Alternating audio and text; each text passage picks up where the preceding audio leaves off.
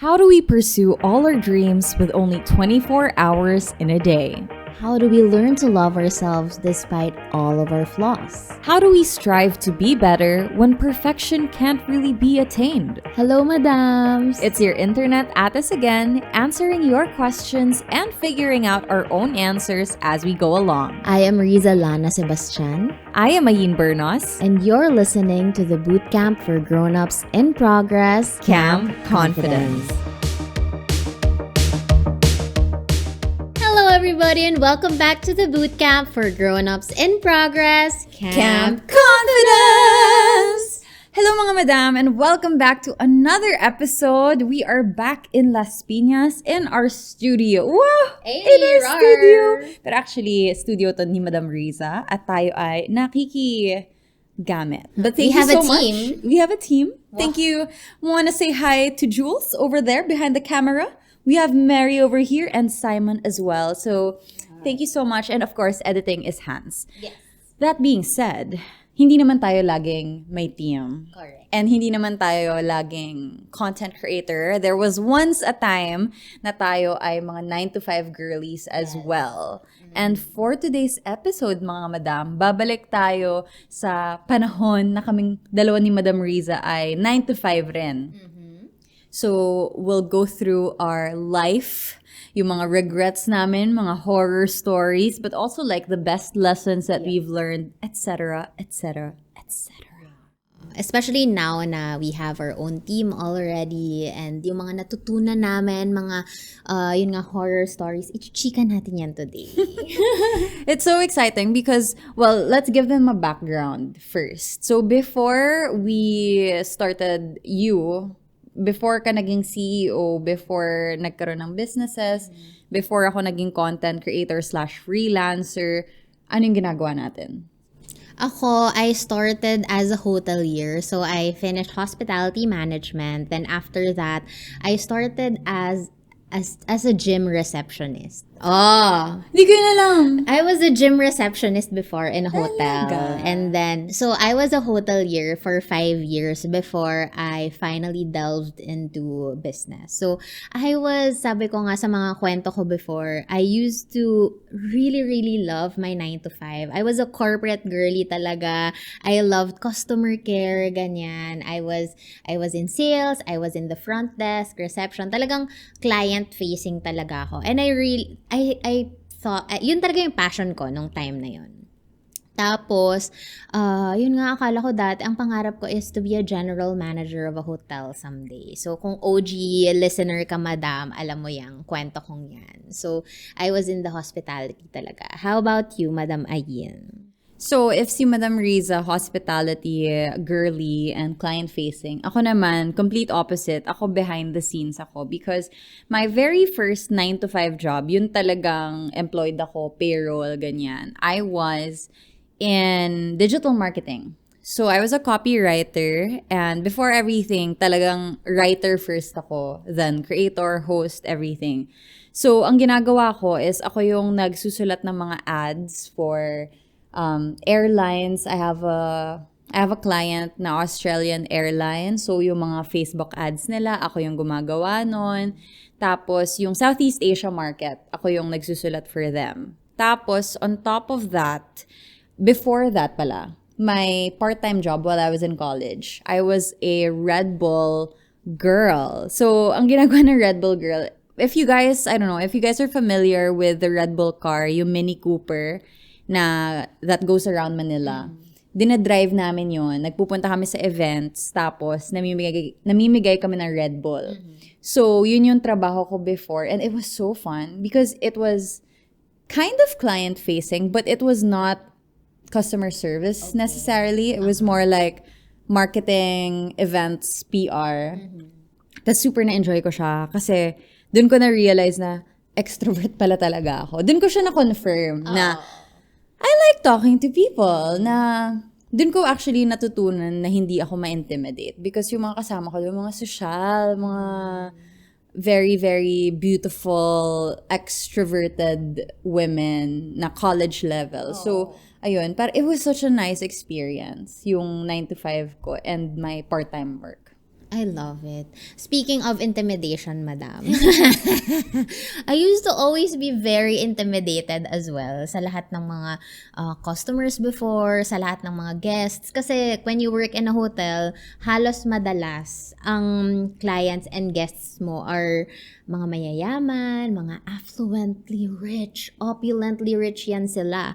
So, tsaka, I also worked in 5-star hotels. So, talagang ina-expect talaga ng mga guests na 5-star service, ganyan, na you have to be very smiley and cheery kahit pikon ka na sa gusto mong i-check-in na guest or yung mga demanding guests, ganyan. So, I can maybe segue into the horror stories of corporate. And kung may mga hospitality peeps dyan, hospitality madams out there, di ba nga, 5-star hotel ka. So, ina-expect nila na 5-star service, magaling ka talaga, ganyan-ganyan. So, I clearly remember ito, madam. Sobrang bago pa lang ako as a front desk. This was my work in Doha, sa Qatar. Oh my gosh, Oo. so abroad pa to. Abroad to. So, syempre, sa mga tao sa Qatar talaga, as in, filthy rich talaga sila, very affluent. Tapos, edi meron ako, first day at work, madam. First day at work na nasa desk na ako, ganyan. So, I am checking VIPs. Yun talaga, parang sa guest relations ako. Yun yung talagang kailangang super duper VIP sila, ganyan. So, I'm trying to check in this guest. Tapos, kasi kapag mag-check-in ka, you have to swipe the card for incidentals, yung mga balances, ganyan. Tapos, for deposit pala, not balance, for deposit. Tapos, edi sinaswipe ko yung card niya. Nag-e-error siya. So, swipe, ganyan. Tapos, tinanong ko yung guest. Sabi ko, hi madam, do you have another card? Kasi hindi, it doesn't work. The card doesn't work. Tapos, nag-tick siya, madam, na parang, nag-iba yung mukha niya. Na parang, what? What do you mean my card isn't working? Do you want me to buy this hotel? Parang, ako, as a 21-year-old girl, na parang, nanginginig talaga ako sa takot, na parang, Ako, bibilin ka niya, madam. Bibilin niya ako, mga madam. Ganon. Tapos parang, ako naman, syempre hindi ko alam. Sige po, let's swipe it again. Hanggang sa kumuha na ako ng supervisor ko. Tapos, it turns out na yung terminal pala namin yung may sira. Tapos, sabi sa akin ng boss ko, sabi niya, hindi mo ba alam na yung credit card na yan is an American Express card na walang limit? Kaya pala nasabi ni madam na, gusto mo ba bilhin ko yung hotel mo? Ganon. Literally, kaya niya pala. Because literally, she can do it. Tapos parang as in, sobrang na-trauma talaga ako noon na kahit yung boss ko napikon sa akin dahil daw mali yung wording ko. Okay. Mali daw yung wording ko. Wag mo daw sasabihin na your card did not work. So what do you say instead? Dapat pala, ang sasabihin mo instead is, they have another card. Yun lang. Hindi mo na sasabihin because your card did not work. Ganon. So, ayun. So, it was a character development forming for me. Na as in nangingilid na talaga yung luha ko pero hindi ka pwedeng umiyak lalo kang sisindakin ng mga tao. Tas yun talaga, yun yung natutunan ko sa hospitality, madam, na you have, the show must go on, you have to check in that VIP and saka ka na umiyak sa back office. Ganon. Isa yun sa mga horror stories na hindi ko talaga makakalimutan. It's hard when you have to deal with people's egos. Totoo. Kasi you have to, you have to cater to them. Whatever they say goes, unfortunately. Especially VIP, ganyan. Oh my gosh. That's so scary. Totoo, sobra. Tapos ever since that day, as in talagang, hindi ako papayag na hanggang dito lang ako at sisigaw-sigawan ako ng mga tao, ganon. So, Wow. ayun, talagang I honed my craft. I really honed my craft. Nakakatawa, madam. Very matitikman nyo ang Babangon something. ako. Babangon ng api, ganun. Mga ganung vibes. Very, ka lang. Amor vibes. Oh, Amor powers. Pangako sa'yo. True. Buti na lang. But that is the exact reason ayoko ng client-facing. Takot na takot ako. Especially when you're younger, di ba? Nakakatakot. Pag nakaharap ka sa client, pag ikaw yung representative ng company, it's like, hindi ko po alam yung ginagawa ko. Kasi totoo naman when you're a fresh grad, nobody really trains you for that exact role. Usually, you learn things in school, pero yung specifics ng job mo, hindi tinuturo sa'yo sa degree mo eh. Like, how to swipe a credit card, that's not something you learn in school. Exactly. Diba? Tinuro ba yun sa inyo? Diba? Hindi mo natutunan yun eh. Kaya ako, behind the scenes lang talaga ako, madam. As in, I had an account manager and low-key, I sometimes wonder about this. Kasi, diba, sa agency kasi guys, if you're not familiar with like, an agency setup. Usually, may creatives. Ako kasi copywriter.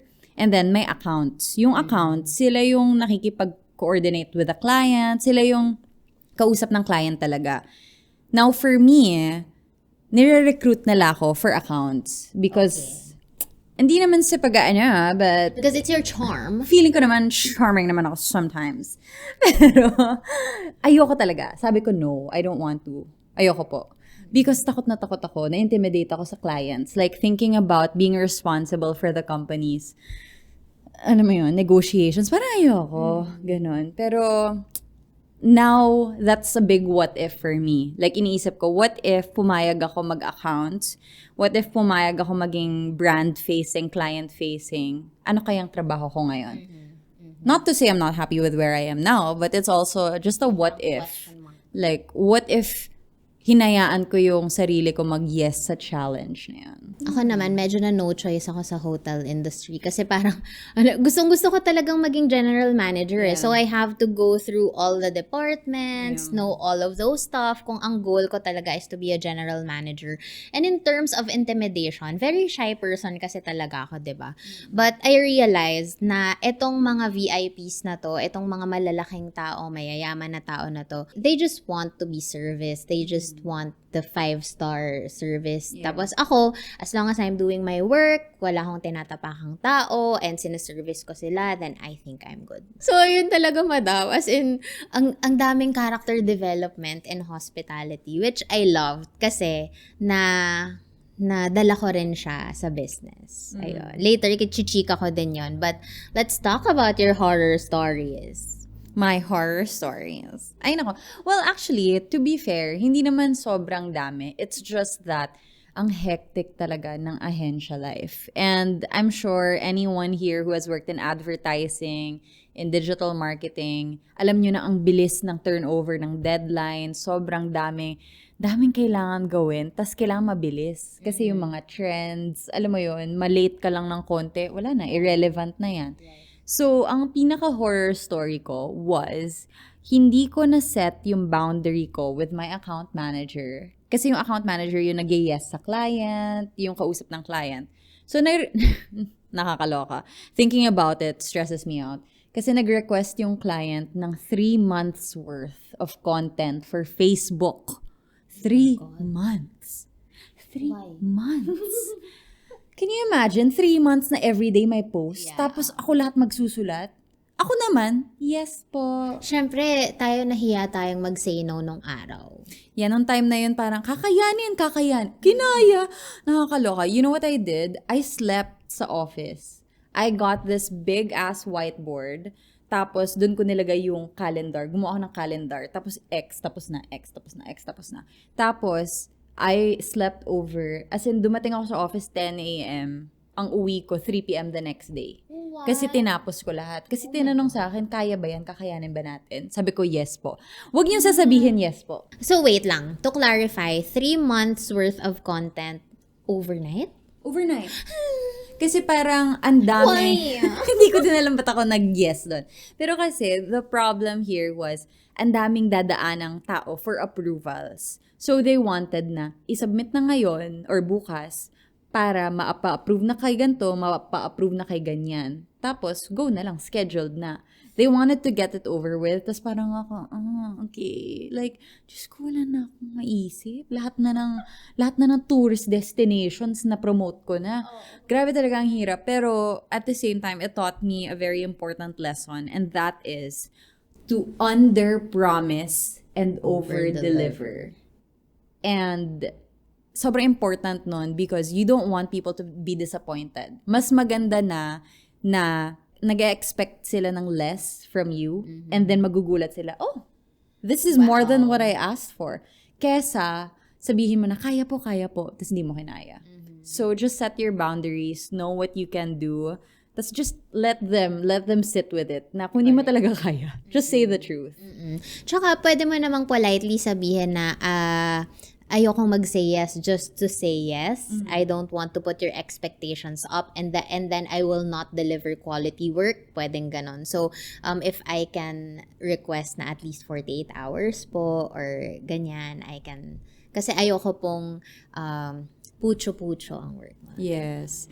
And that's something that I feel like a lot of people, including me, myself, as a content creator, I am learning na you need to give yourself time to execute these things. Kasi, you know, yung mga akala mo na mabilis lang gawin, ganyan, sometimes hindi siya madali. Hindi siya madali. Tsaka especially if it's a creative endeavor, ano talaga I can relate now na I'm creating content also, yung mga creative blocks.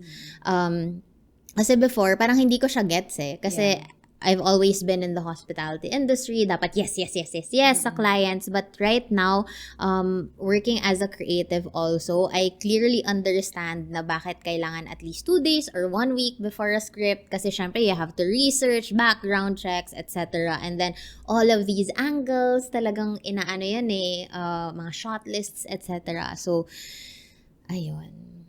Boundaries. So important.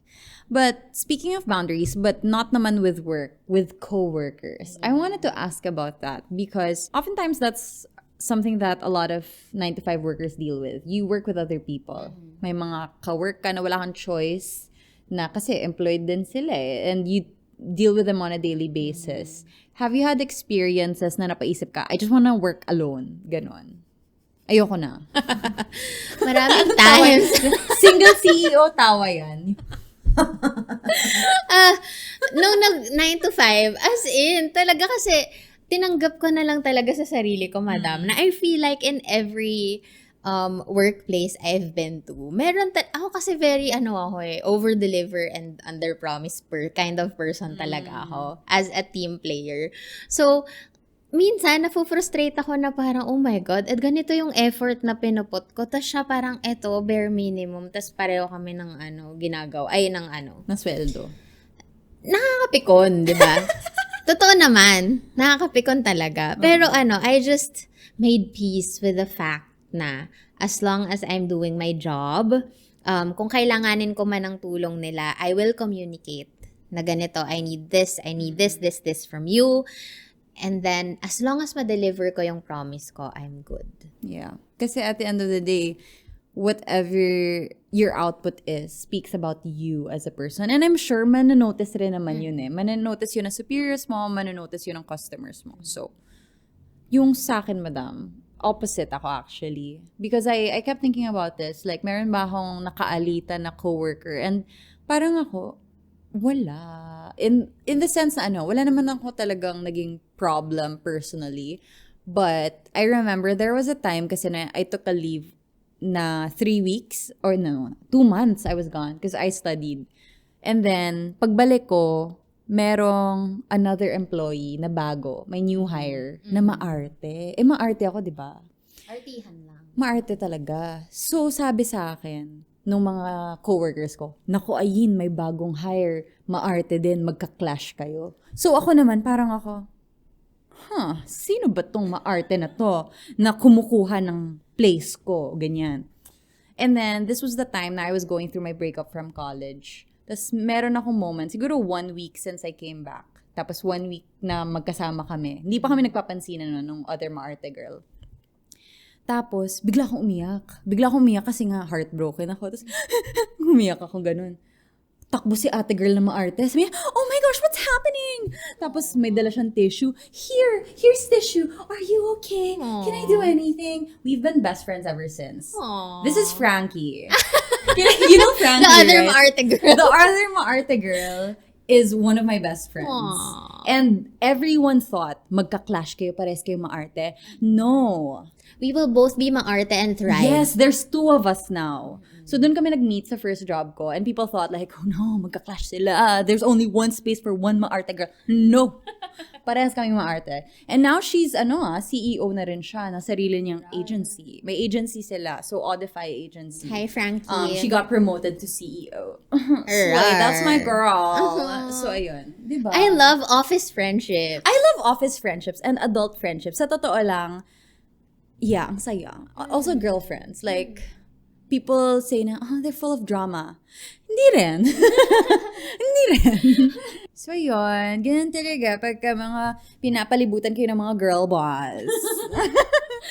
True. It's so helpful to have good friends in the office. It's possible. Just find your tribe. Totoo. Tsaka, ang dami ko ring lessons from the corporate industry. I love, doon ko natutunan yung professionalism, doon ko natutunan yung hard work talaga, natutunan ko yung teamwork, yun talaga, and communicating so much. Yes. And then, doon ko rin nasabi sa sarili ko na, okay, someday, kapag nagka-business ako, hindi ko tataratuhin ng ganito yung mga staff ko. Yeah, lalo na customer facing ka. And it's like, I feel like the worst of the worst sometimes can be there. Correct. Tsaka madam, sa mga corporate girlies natin here, ng mga madams, I hope you don't get pressured sa social media ngayon na glorified yung business, CEO, have your own, Kasi, honestly, madam, if you are very happy with your corporate 9-to-5 job right now, bakit kailangan mong piliting magka-business just because society tells you so? Yeah, na parang it's the next step. Honestly, what do you miss about the 9-to-5 job? Ako, ang nami-miss ko dun, syempre, sweldo. Yung may inaasahan ako every 15 at 30, yung hindi ko kailangang isipin, kumpleto na ba yung pangpasweldo ko? Kasi ako yung sinesweldohan. Nakakamiss din madami yung mga holidays. That's true. Kasi now, na businesswoman content creators na tayo, we don't have those. We don't have the luxury of those. Minsan nga pinapaalala, sabi ni Simon, ate, holiday pa na bukas. Tapos parang, di ko alam yun Diba? Di mo nalalaman ko na lang kasi sinasabi sa akin na, walang pasok bukas. 13th month, miss na miss ko din yan. Yes. And also, nami-miss ko yung stability and boundaries na pagka nag-clock out ka, tapos na yung trabaho mo. Like, at the end of the day, you're done. Ako ngayon kasi, gising ako sa gabi, iniisip ko, ano kayang ititiktak ko bukas? Which sounds so fun. And it is. Like, I'm not complaining about my job right now. But, it's like, it never turns off. Na, ultimo, nagbakasyon ka. Naku, kailangan i-ROI mo yan. Kailangan ma-vlog mo yan lahat. Kasi naggumasos ka ng ganito, kailangan madaming mag-view, kailangan madaming engagement. And it's like, kailan ba ako magpapahinga? At what point do I draw the line? So, ayun, it's just one of those things na I think I like to appreciate about having a 9-to-5 na if I were to go back to having a 9-to-5 job, I wouldn't feel bad, honestly. Like, kasi ngayon, parang I'm still learning. And ano ba ako? Am I a beauty CEO? Am I gonna be a content creator forever? Do I want a 9-to-5 job? Because honestly, like, consider ko din yun sometimes eh. Kasi there's a comfort of having a company to rely on and not just yourself. Isa pa pala, madam, na na-miss ko is sometimes when you want to pull back a little, medyo kontian mo yung effort mo, kikita ka pa rin the same amount of money. Correct. But the thing is, if you are your own boss, pag nag-pull back ka ng effort, hindi ka hindi ka kikita ng the same amount. Tsaka kapag ikaw na yung boss, parang you have a different responsibility already eh. Kasi, especially when you have a team, kasi sila yung nakaasa sa'yo, parang one wrong move in your business decision could cost the livelihoods of your people, Yeah. 'di ba? Parang iba yung Keeps you up at iba yung night. bigat. Iba yung bigat kasi imaginein mo, may mapapasweldo na ba ako? Do I have stocks? Magse-sale na? May pang Facebook ads ba? Alam mo yun, parang ang daming it really does keep you up at night. Tsaka yung parang iniisip mo na, I can't quit. Kasi Kahit pagod ka. Oo, there was a time sa 9 to 5 job ko na nag-ipon ako ng enough money. Nag-ipon. Tapos nung nakaipon ako enough, quit ako. Kasi meron naman ako freelance, ganyan. So, pero you can't quit being a boss. Because then, you'd quit on everyone else. Baka umiyak na ako dito. Charot lang. Pero I love also, it's a different kind of animal. Yung corporate ladder and then entrepreneurship. Kaya gets ko talaga, and I agree na not everyone is made for corporate and not everyone is made for business as well. Kasi kanya-kanya tayo ng definition of success, kanya-kanya tayo ng kasiyahan. So, you do you, mga madam. And sa mga madam nating nag-uumpisa pa lang, kaka-graduate and looking at the corporate world, ang advice ko talaga, madam, is to take advantage, learn everything that you can in the corporate world kasi sobrang, yan na yung totoong mundo. Yes. Yan yung totoong mundo. Network, also be friends with everyone if you can kasi you'll never know kung mag-cross ulit yung paths nyo in the future. Yeah. I'd like to add to that, if you are in the corporate world and you want to stay in the corporate world, something that I probably would have done was advocate for my career growth better. Kasi nung employee ako, hindi ko verbalize sa boss ko kung ano yung gusto kong marating in 5 years, in 10 years. So, hindi ko rin sila nabigyan ng opportunity to help me. Now, I wish that's something that I did para I had options. Kasi I didn't even advocate for like my salary increase. I didn't negotiate that much.